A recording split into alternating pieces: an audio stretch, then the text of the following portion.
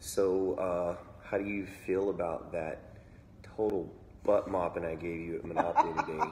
You're so funny. I feel pretty okay. I feel justified in the butt spanking I gave you on, Scrabble. What? The butt spanking from Scrabble that's like 2 times back to back.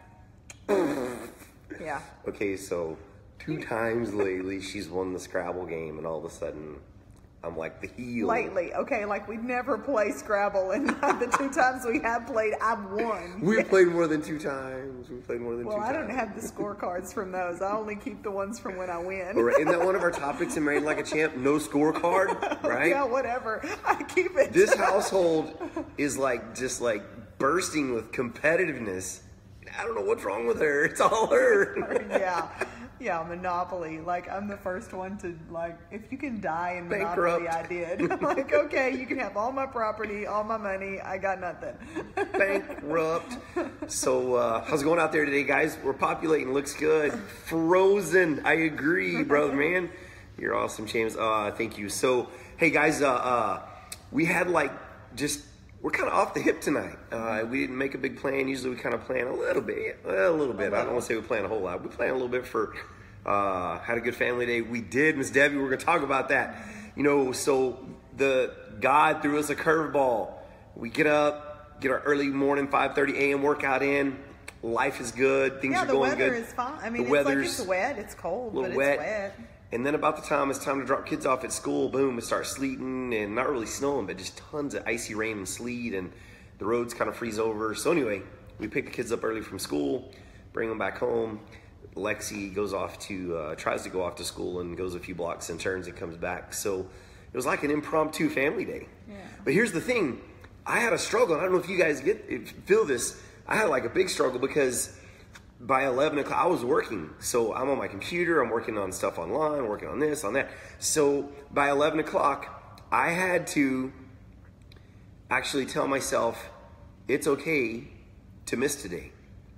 And so I just had to close my computer and make it's a battle for me to turn myself off, like a horrible battle to turn myself off. So, you know, even though it was kind of an impromptu snow day, ice day, family day, and guess what? The kids don't even have school tomorrow. They've already shut it down. So, you know, and because of the nature of our business, we closed our business because we're very much a family business. A lot of people coming out and in. Well, and our young instructors that are, you know, have had a driver's license for 6 months, and we're going to expect them to drive on ice. So we went ahead and we shut down our business as well. So anyway, awesome day. I mean, it couldn't be better to have this opportunity. But again, it's welcome to married life. You know, you just never know what you're going to get next. Mom.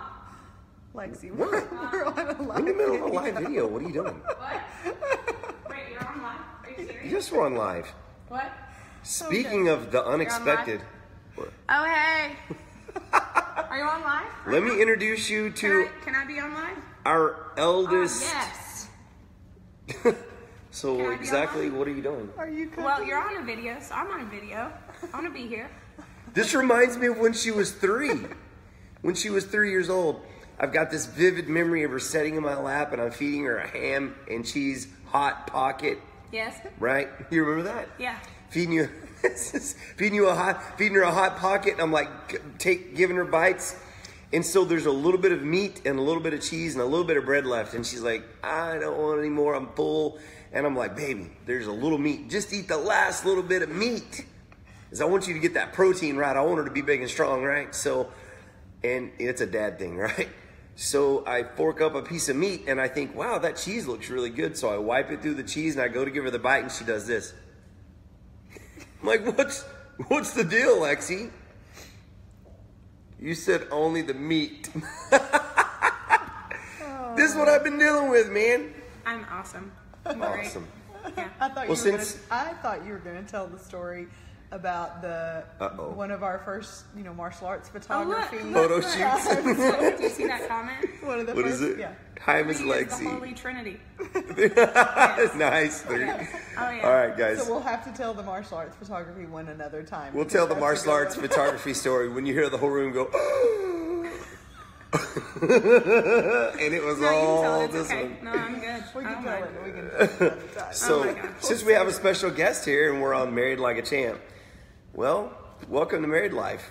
How many times does someone knock on the door and you go, oh, knocking on the door, we got children.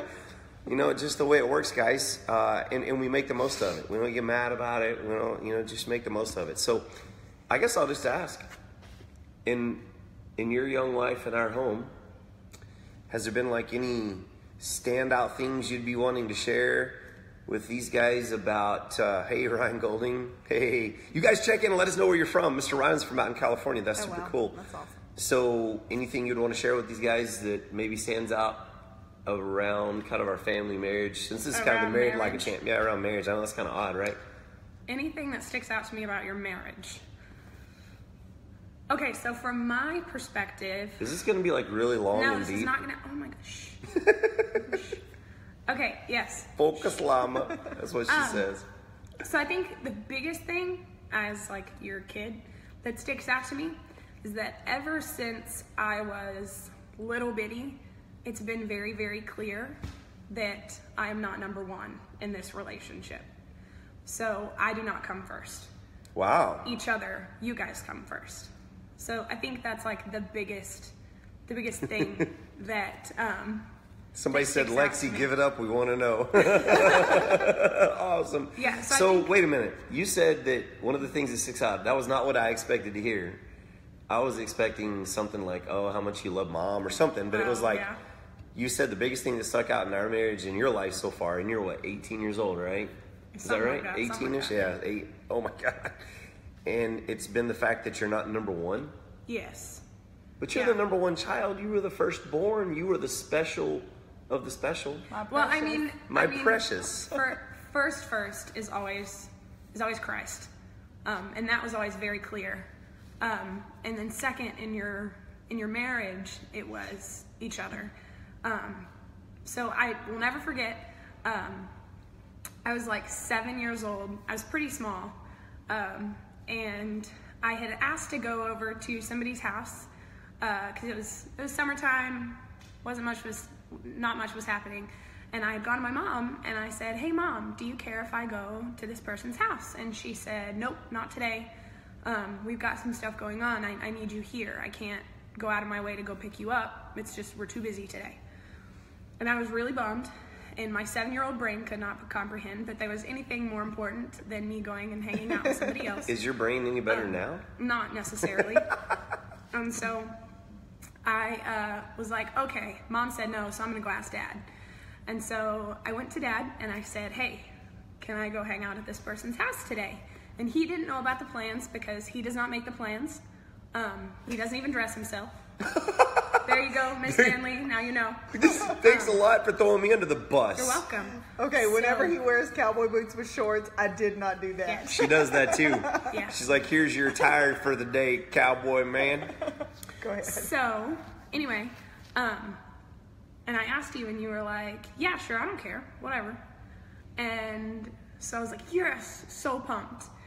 And then a few hours later, we're getting to the point where I would probably leave with this person. And my mom's like, where are you going? And I was like, oh, well, I'm gonna go to this person's house. We're gonna go play. Dad said so. And she kind of looked at me and she like gave me the mom look. And she said, yeah, no, you're not going. And so then she went and she brought me to dad. And she said, hey, I just want you to know that Lexi already asked me and I told her no. And I'm like 7 years old and he looks at me and he says, don't you dare ever try to come between us like that again. And I was kind of like, huh? I don't get this. Like, what are you talking about? And he said, by going behind your mom's back and me saying something different, you have come between us. And so now she said something and I said something else. And you should have never gone behind her back and asked me about something if she already said no. And he said, she is me. Whatever she says, I say. And that's how it goes. You do not come first in this relationship. She always comes first. And so ever since I was 7, that has been very, very prominent in my brain. So let me ask you a quick question. Yes. Was that like heartbreaking for you?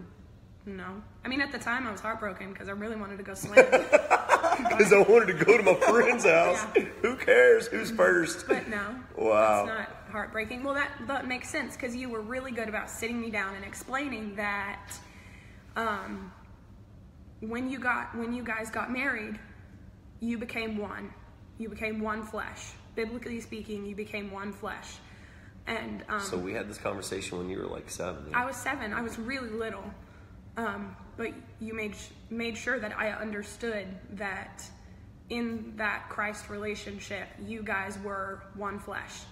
And if I cut Mom, I'm cutting you in a very simple way. So if I go behind Mom's back, I essentially go behind your back. So whatever Mom says, you say, and whatever you say, Mom says. And so that, ever since I was 7, that was really in my brain. And so I think that that's something really important that doesn't really get talked about a lot, especially like in Hollywood. Like, I'll never forget, I was like 9 years old and I'm watching Gone with the Wind, and it just happened to be like the ice brigade of February, whatever that was, where there were like 6 days of ice.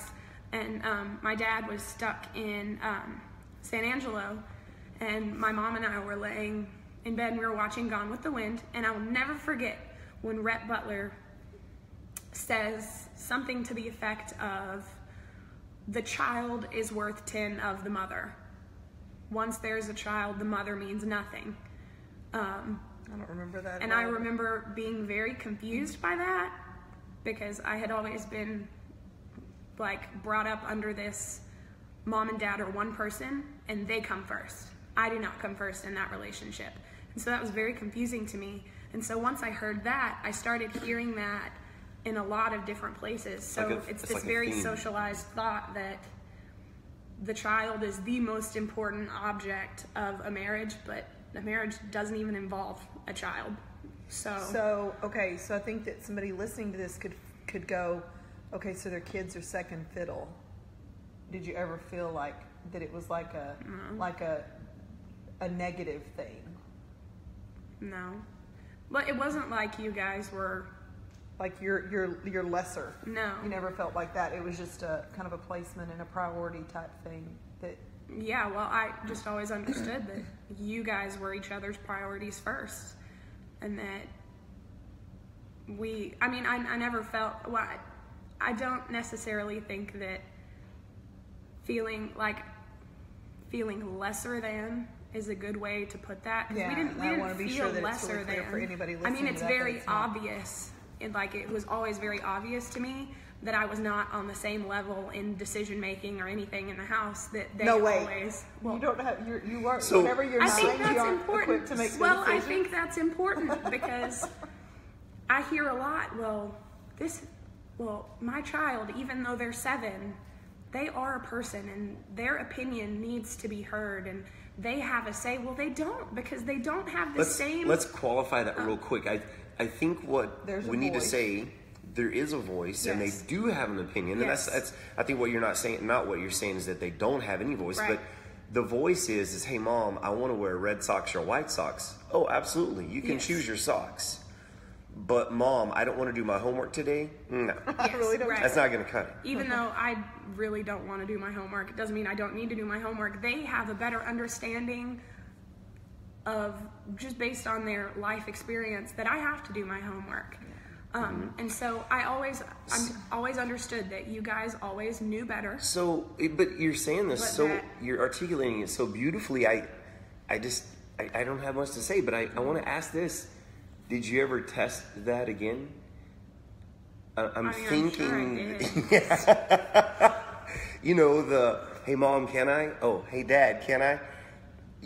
I think sometimes we still have those little conversations around that at times, don't we? Yes. So you mean that never really fully ends, although you understand the dynamic. Yes, conceptually, I understand. It makes me think of one of my words for the year of 2018. The word is consistency.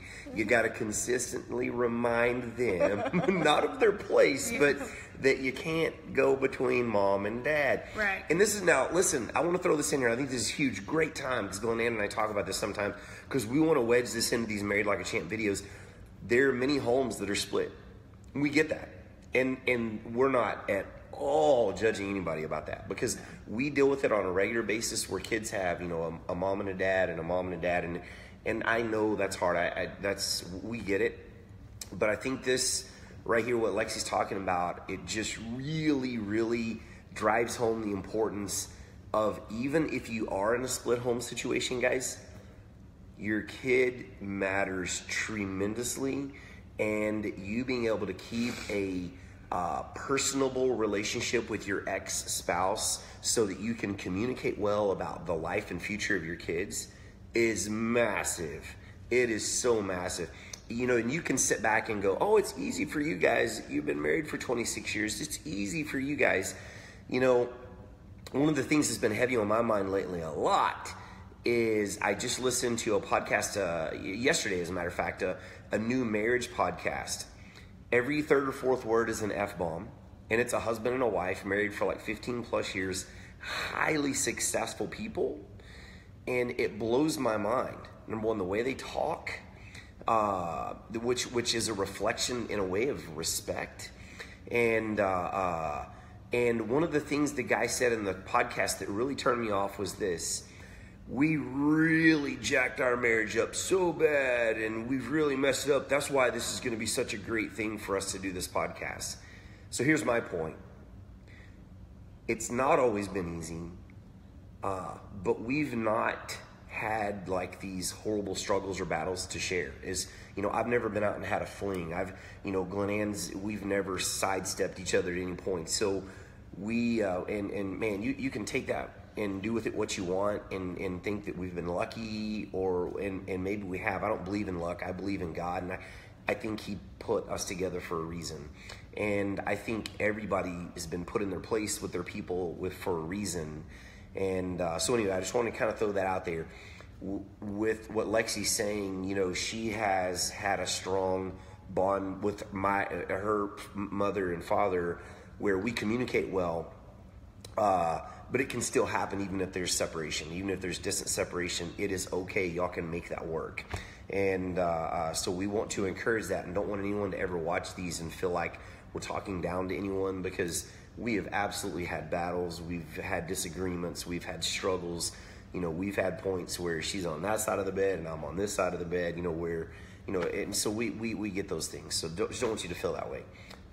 So anyway, sorry, I kind of cut in on you, but so you feel like that's been kind of a standout in our relationship as a family. Yeah, that's been a huge, like from day one. It wasn't like when I was 15, you decided to bring this up. Since day one, everything I did from the time I can remember, it was always that way. You guys were always very clear on that. I think kind of the point is, you know, I'm not planning on you guys living here forever. Right. And there's going to be a point whenever we do have an empty, yeah, we don't have a basement. Yes. Okay, so you could dig one. Yeah. So, you know, there's going to be a point where we're going to have an empty nest, and it's going to be just us, and we have to still like each other whenever there's not kids here to keep us sidetracked. And if we don't put us a priority, then, you know, where is the, you know, there's that whole business word of sustainability, you know, but what sustains it whenever there's not some exterior being like your kids or your, you know, whenever there's not something else to be focused on, what keeps us like liking to actually just be together? And so I was putting us as a priority. I never had any question that you guys were not absolutely a team, always. Like you said, there were times where one person was on one side of the bed and one person was on the other, but that was never something that you showed us. You never, ever let any of those disagreements happen in front of us, and you always made sure that we see that even though you might have a disagreement, you are actively choosing each other every single day. You don't fall into the, okay, we're married, well now we're just going to keep on going with our life. You actively make a decision every single day that you're going to devote yourself to each other, but you make sure that Trinity, Slade, and I see that. Mm-hmm. Well, that kind of alludes to another, I hope this don't get too long, but another piece, and I am very intentional. I remember my dad and my mom being this way, not in a bad way at all, but a very healthy way. I'm very affectionate with Glyn Ann. I hug her in the kitchen when she's cooking. I squeeze on her. I pat her on the hiney. I do things like that in front of my kids, man. And make them go. He does. And they all face palm themselves. Yeah. But it's you know, I think it's okay for them to know how much she means to me, how much I love her, and how important our relationship is. So, but every time you do that, and we go, oh my gosh, you turn and look at us, and you're like, well, would you rather me not love your mom? Would you rather me not love her? Because I do love her, and you're just gonna have to deal with that. I do love her. Deal with it. So, I think that's. Well, thank you for interrupting our thanks video. for interrupting our video. Awesome. I hope you guys enjoyed the interruption. The third wheel tonight. What can we say, right? So you guys remember, you know, we're not here to judge anybody, just to throw out some tips. We're not experts. Check in. Let us know where you're checking in from. I've seen a lot of comments go by. I'll try to get back to those. And sorry, we can't always address them in the video. If you don't mind, guys. I can't see them, so it's okay. Yeah, some of them can't see, but like it. You know, share it. Help us kind of spread the word and let people know. On Wednesdays, we'll be popping these videos out. If you have topics or thoughts or ideas, absolutely throw them at us, because you know, we're kind of spitballing sometimes on what we feel like we want to share that might be impactful or positive for people to see. And we're also not afraid to share our crashes and mistakes, the times that we've you know, fallen out or had issues or struggles. And I will say, you know, people laugh about this because we own a martial arts school, and they go, "Oh, it must be amazing when y'all have a fight at home." You know, and people think I'm a liar. I probably, but we rarely fight. We have disagreements, but we just don't. You know, there's never. I think that might be our next. Let's make that our next Wednesday. Next Wednesday. Like how to disagree. That it's okay. That you don't have to be like this. I think first, just don't be a dummy. Well, that's next week. So. No. I mean, you could just if you win at Scrabble 2 times in a row, back up. Well, Who won Monopoly? Whatever. You just tell them the secret to that. You just say yes, ma'am, and go with it. It's a word. It's a word. You're giving up way too much right here. Sorry. She just lost her allowance for the week that she doesn't get anyway. Like, what allowance? What's an allowance? Right. Never heard that word. What does that mean? My kids are so mistreated. All right, guys, y'all, Big Spring's awesome. You guys have an amazing night. Just kind of our off-the-hip impromptu Married Like a Champ tonight. We had an ice day. It was a great day. Turned it into a little bit of family time, and it was an awesome time. Just kind of shut off the brain, spend some family time together. Love this girl and mom, and glad to have you guys here with me. And go make it an awesome night, guys. Yeah.